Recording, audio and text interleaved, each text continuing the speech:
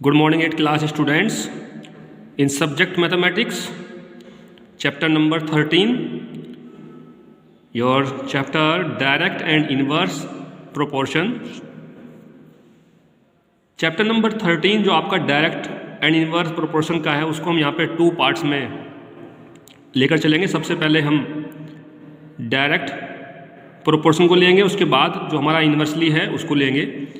तो सबसे पहले हमें समझना ये होगा कि जो हमारा डायरेक्ट प्रोपोर्शन है वो क्या है। डायरेक्ट एंड इनवर्स प्रोपोर्शन को समझने से पहले हमें वेरिएशन को यहाँ पे जो है डिटेल से उसको एक्सप्लेन करना होगा, समझना होगा कि वेरिएशन आखिर होता क्या है, जो कि बाद में फिर आप डायरेक्ट वेरिएशन और इनडायरेक्ट वेरिएशन के बारे में पढ़ेंगे। यानी कि जो है सेकंड नेम है डायरेक्ट और इनवर्स प्रोपोर्शन के। देखिए वेरिएशन क्या है। Variation a type of relation. जैसे आप ये कह सकते हैं कि आपके पास जो है 2 क्वांटिटीज़ हैं, कभी कभी बहुत क्वांटिटीज़ एक दूसरे पर डिपेंड नहीं करती हैं और कभी कभी दोनों की दोनों क्वांटिटीज़ एक दूसरे पर डिपेंड करती हैं। अर्थात एक क्वांटिटी अगर इंक्रीज होगी तो सेकंड वाली क्वांटिटीज़ भी उसके साथ साथ इंक्रीज होगी, उसके अंदर भी इंक्रीमेंट आएगा। बट कभी कभी ऐसा होता है कि अगर आप एक क्वांटिटीज़ को इंक्रीज कर रहे हैं तो सेकंड क्वांटिटी जो है आपकी वो इंक्रीज ना होकर के डिक्रीज होती है। मतलब अगर हम एक को बढ़ाते हैं तो दूसरी घटती है, या कभी कभी जैसे मैंने बताया है कि अगर हम फर्स्ट क्वांटिटीज़ को बढ़ाते हैं तो दूसरे वाली भी ऑटोमेटिकली बढ़ती चली जाती है। तो ये जो आपस में एक प्रकार का जो रिलेशन बन के आ रहा है, एक दूसरे से जो क्वांटिटीज इंटर रिलेटेड हैं, इसी को बोलते हैं वेरिएशन।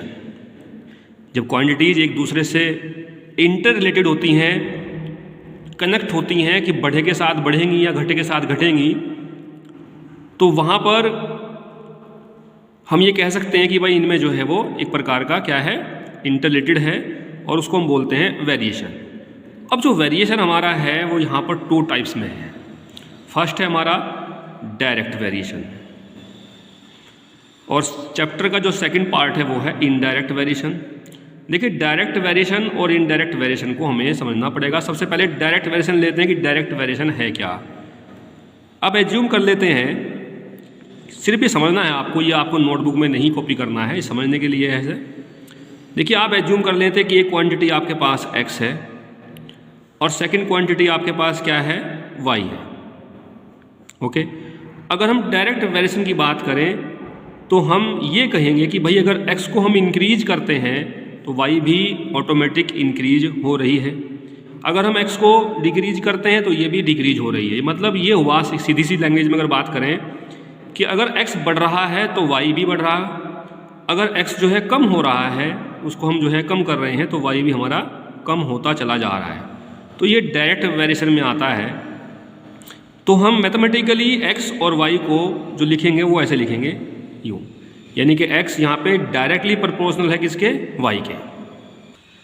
तो देखिए यहाँ पर जो x है वो डायरेक्टली प्रोपोर्शनल में है किसके, y के। ये जो सिंबल होता है ये प्रोपोर्शनल का होता है।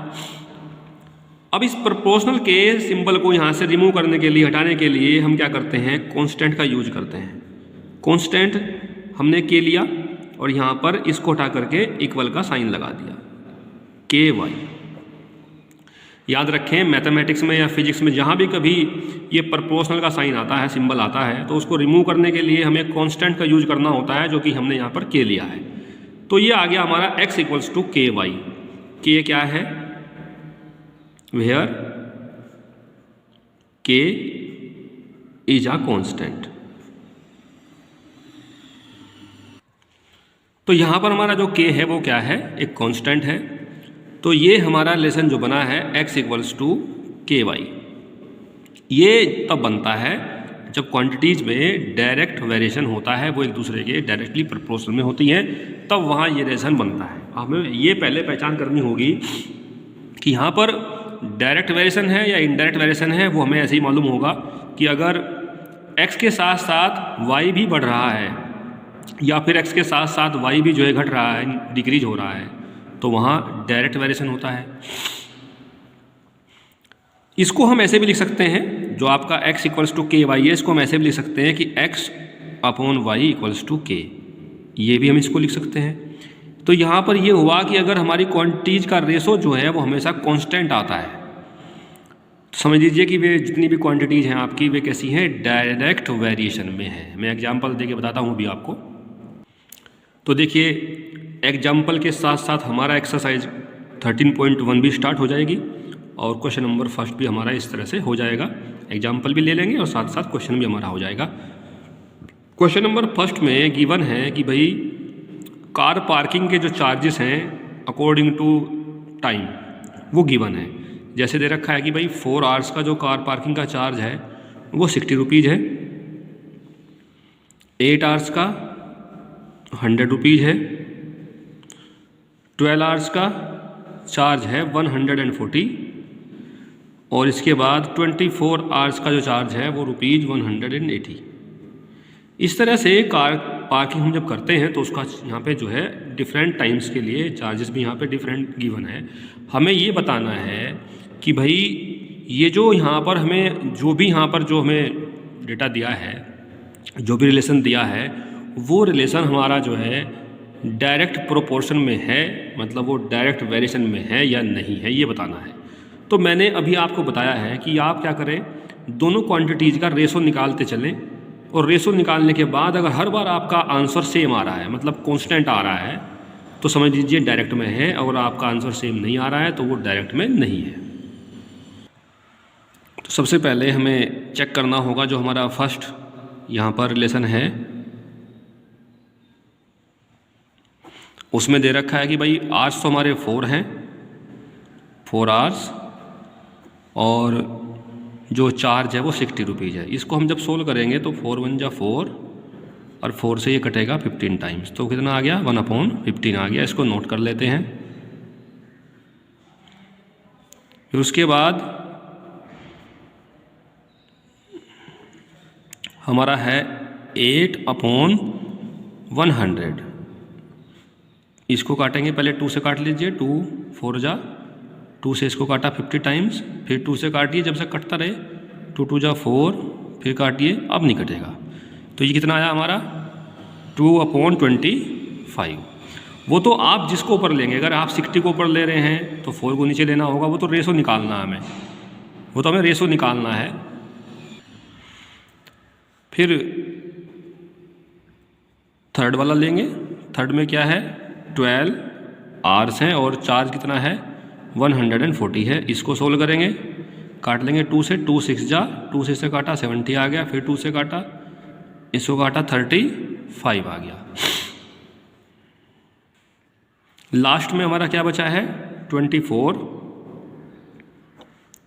एंड 180, ये बचा है। इसको फिर ऐसे ही काटेंगे, 2 से काटा 12 90, फिर 2 से काटा 2 6 जा 245 जा, 3 से काट लीजिए, 3 2 जा 3 15 जा, तो ये हमारा 2/15 आ गया। देखिए जो फर्स्ट वाला था वो था 1/15, सेकंड वाला आया था 2/25, थर्ड वाला आया था 3/35 और ये आया है 2/15। यानी कि हम जब क्वांटिटीज़ के बिटवीन रेशो लेते हैं और रेशो लेने के बाद जो हमारा कांस्टेंट आ रहा है वो सेम नहीं आ रहा है, मतलब उनका जो रेशो है वो कांस्टेंट नहीं आ रहा है, सेम नहीं आ रहा है, तो हम ये कह सकते हैं कि भाई ये डायरेक्ट वेरिएशन में नहीं है।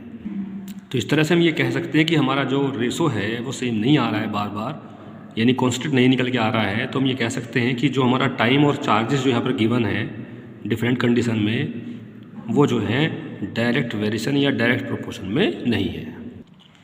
क्वेश्चन नंबर 4 लेते हैं। क्वेश्चन नंबर 4 में a machine in a soft drink factory fills 840 bottles. 840 bottles जो फिल करती है वो 6 आवर्स में करती है। 6 आवर्स में, एक तरफ हमने क्या लिख लिया है नंबर ऑफ बोटल्स और एक तरफ लिख लिया हमने नंबर ऑफ आवर्स।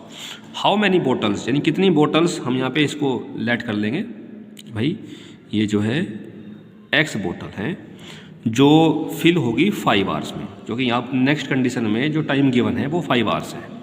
अब आपको यहाँ ये देखना है कि यहाँ सिचुएशन डायरेक्ट में है या इनडायरेक्ट में है, क्योंकि एग्जाम में आपको ये पता नहीं होगा कि चैप्टर कौन सा चल रहा है।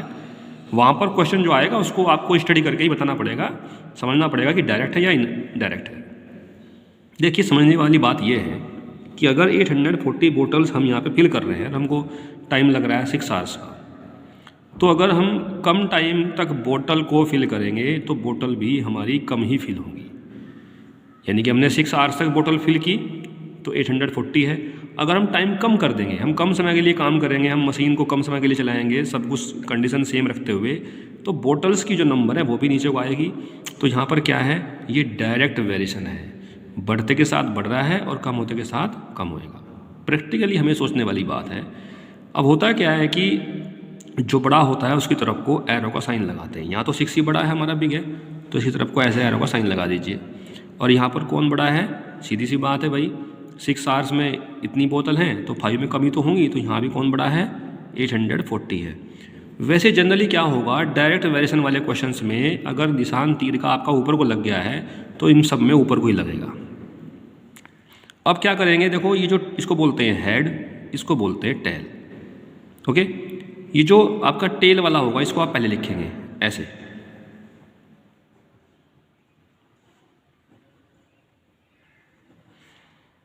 एक्स रेशो 840, फिर प्रोपोर्शन ऐसे यहाँ पे 5 को पहले और 6 को बाद में, मतलब टेल वाला पहले लिखना है। अब जो आपका क्या है, जो आपका प्रोपोर्शन का लॉ होता है, जो हमारा लॉ होता है प्रोपोर्शन का, उसके अकॉर्डिंग प्रोडक्ट ऑफ एक्सट्रीम यानी कि बाहर बाहर की मल्टीप्लाई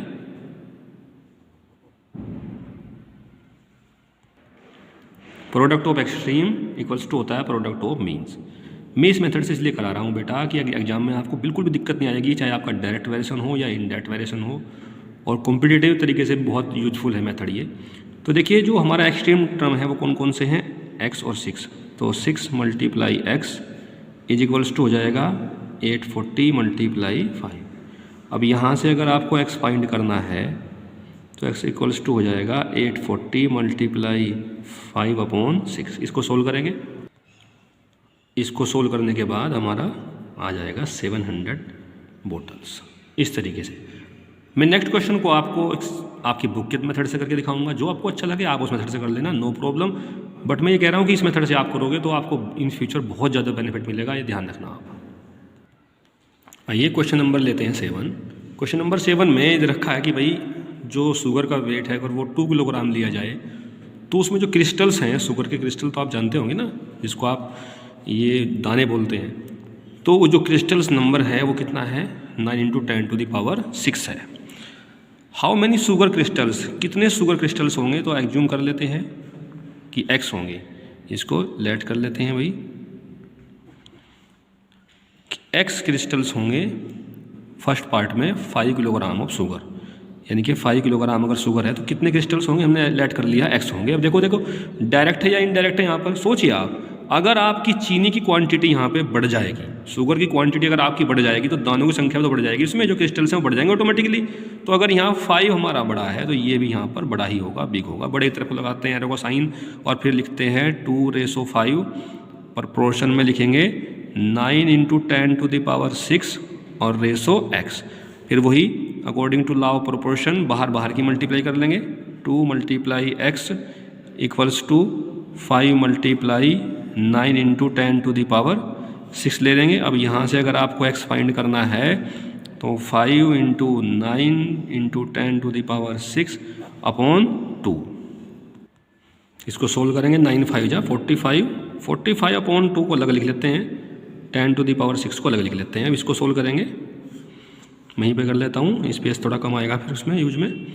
तो 45 को जब 2 से डिवाइड करेंगे 22.5 आएगा, और 10⁻ क्या है, 6 है। अभी मैंने आपको समझाया था लास्ट चैप्टर में कि ये जो डेसिमल होता है ये आफ्टर 1 डिजिट लगाना होता है, यही सही तरीका होता है। तो ये हो जाएगा आपका आंसर 2.25 × 10⁻। आपने डेसिमल को लेफ्ट साइड में इधर रिमूव किया है, जंप कराया है 1 डिजिट, तो आपकी 10⁻ प्लस में 1 आएगी, 6 पहले से ही बैठी है। तो ये फाइनली आपका आंसर आ जाएगा x equals to 2.25 25 into 10⁻⁷। Question number 10 लेते हैं। सभी क्वेश्चन ऐसे ही करने हैं, कोई डिफरेंट नहीं है, सब बहुत ईजी हैं। इसमें कहा है कि भाई लोडेड ट्रक जो है वो ट्रेवल करता है 14 किलोमीटर डिस्टेंस। 14 किलोमीटर की डिस्टेंस कवर करता है 25 मिनट्स में। किलोमीटर के नीचे किलोमीटर लिख लेंगे और मिनट्स के नीचे मिनट लिख लेंगे। अगर स्पीड उसकी सेम रहे तो वो जो है कितनी दूर जाएगा 5 आवर्स में। यानी कि यहाँ टाइम दे दिया है 5 आवर्स है। नोट करने वाली बात क्या है, 5 आवर्स मिनट में कन्वर्ट कीजिए तो यह आ जाएगा आपका 300 मिनट्स। तो कितनी डिस्टेंस कवर करेगा, इसको लेट कर लेते हैं, जूम कर लेते हैं कि भाई वो x किलोमीटर जाएगा। अब सीधी सी बात यह है कि अगर टाइम आपने बढ़ा दिया, स्पीड आपकी सेम है, स्पीड को आपने छेड़ा नहीं है। टाइम अगर देखें कि भाई टाइम अगर ज़्यादा हो रहा है तो सीधी सी बात है डिस्टेंस भी कवर ज़्यादा ही होगी। तो जैसे यहाँ पर ये टाइम ज़्यादा है 325 से, ऐसे ही यहाँ पर x भी बड़ा होगा किससे, 14 से। तो मैंने बताया था जो टेल वाला है उसको पहले लिखते हैं 14/x प्रोपोर्शन 25/300। अब वही कि product of extreme equals to product of means, बाहर बाहर की मल्टीप्लाई इक्वल्स टू अंदर अंदर की मल्टीप्लाई। ऐसे करके यहाँ से x फाइंड कर लेंगे 14 इंटू 300/25। तो इसको सोल्व करके मैंने 25 से काटा है, 12 टाइम कट गया, 12 के मल्टीप्लाई 14 में करेंगे तो 168 आ जाएगा किलोमीटर में। तो इस तरह से आज आपको ये होमवर्क में एक्सरसाइज जो आपको दे रखी है, फर्स्ट वाली एक्सरसाइज, ये कंप्लीट करनी है। आपकी कौन सी है, 13.1। ये आपका होमवर्क है। मैं बार बार कह रहा हूँ कि होमवर्क को हैंड टू हैंड कंप्लीट करते चलें। स्कूल ओपन होंगे या फिर नहीं, अगर स्कूल ओपन होते हैं तो किसी भी पर्टिकुलर डेट में हम आपको कॉपी चेकिंग के लिए